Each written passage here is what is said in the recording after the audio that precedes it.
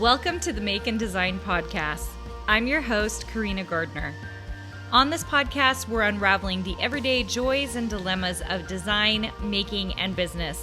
For makers who want to be designers and for designers who are makers, this is your inside scoop to help you grow your business and bring more creativity to your life. Hey guys, you know that on this podcast and YouTube channel that I really like to give you all kinds of tips and tricks around design. But I thought today I would take 2 steps back and I thought I would talk about how to become a designer, and with parentheses, at home. So I spend a lot of time, for those of you who are on here who are already kind of in the design process, but I just really thought, oh my gosh, I haven't really talked to you guys about really how to become a designer. So I'm going to talk about 2 things today.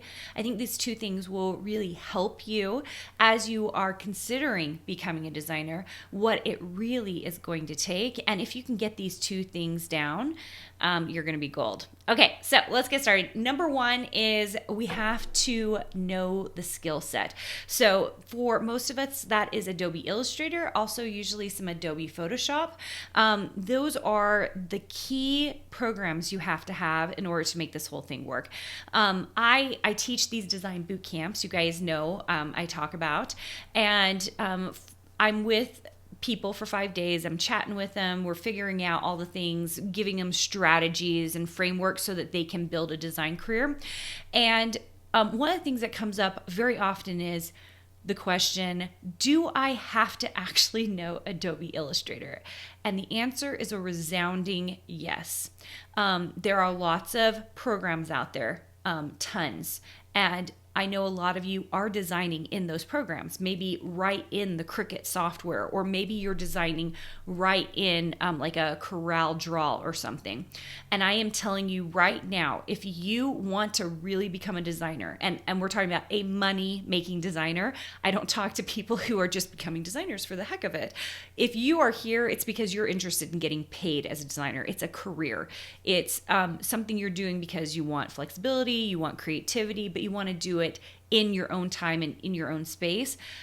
The bottom line is you have to make money to do it, right? And I think that a lot of designers who are teaching design programs and teaching design don't talk about the money part very much, or they might tell you, hey, go get a contract, which, by the way, pretty impossible to get, instead of talking to you about real ways to make money as a designer, okay? So the first thing I'm going to tell you is you have to know the software, okay? And you don't have to just know the software. You have to know design in that software. So those are really 2 different things. Almost anyone can get in there and learn the software, but then where you need to take it a step further is you actually have to understand how to speak like a designer, talk like a designer, do all the things so that when you go to design something in Illustrator, that you are producing good stuff that will get you results, okay? The second thing that I want to talk about is finding a marketplace. So very often, many designers, or many want to be designers, they go into it and they're like, I can learn the skills, which, you guys, it's totally learnable and doable. So if you think that just because you can't draw, that you can't become a designer, that's just a myth. You can become a designer 100% because the software will help you with that, okay? But the second piece that most people just don't pay attention to is the marketplaces. If you know you want to be a textile designer or a surface pattern fabric designer, you have to actually know how to get distribution in that way. You have to know how to get the contract. You have to know how to get the jobs. The good news about being a designer is that there are so many ways to be a designer, right? Not just surface pattern design, but like so many ways to become a designer. Freelance work, doing logo work for other companies, doing website design, doing book illustration.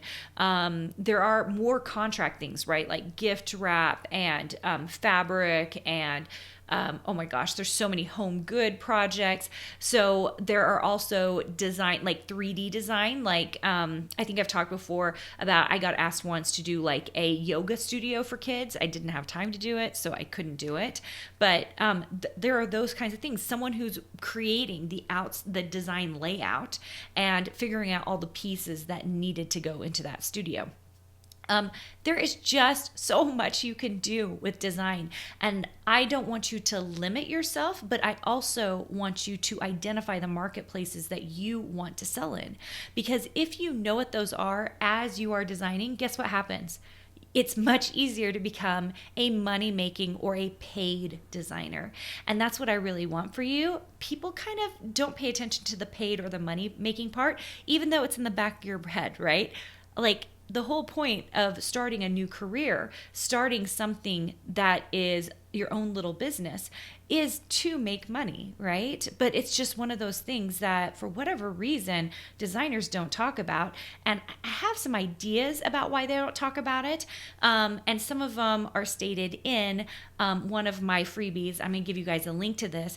This freebie is called 7 Tips Nobody Will Tell You About Becoming a Surface Pattern Designer.